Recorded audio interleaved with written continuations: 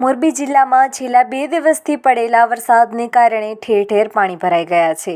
તો સાથે જ મોરબી જિલ્લાના અનેક ગામડામાં ભારે વરસાદના કારણે નીચાણવાળા વિસ્તારોમાં પાણી ભરાઈ ગયા છે. તો બીજી બાજુ અનેક ગામોમાં નીચાણવાળા કોઝવે પરથી વધુ પાણી પસાર થવાના કારણે અવરજવરના રસ્તાઓ પણ બંધ થઈ ગયા છે.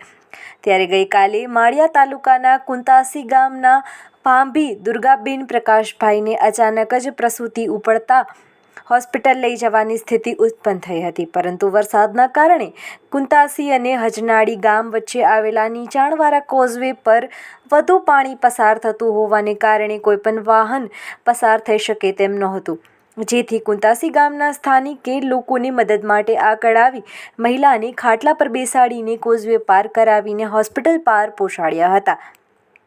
પ્રકાશભાઈ ભાંભીએ જણાવ્યું હતું કે કુંતાસી અને હજનાળી ગામના આ નીચાણવાળા કોઝવે અંગે અગાઉ અનેક રજૂઆત થઈ છે. 2.5 વર્ષ અગાઉ કુંતાસી ગામના વર્ષાબેન અરમશીભાઈ ભાડજાનું અવસાન થતાં મોરબીની હોસ્પિટલથી મૃતદેહ કુંતાસી ગામે લઈ આવવા માટે પણ સમસ્યાનો સામનો કરવો પડ્યો હતો.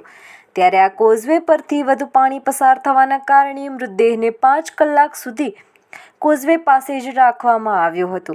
પાણી ઉતરતા પરિવારે ટ્રેક્ટર મારફતે કુંતાસી ગામે પહોંચાડીને અંતિમ ક્રિયા કરી હતી.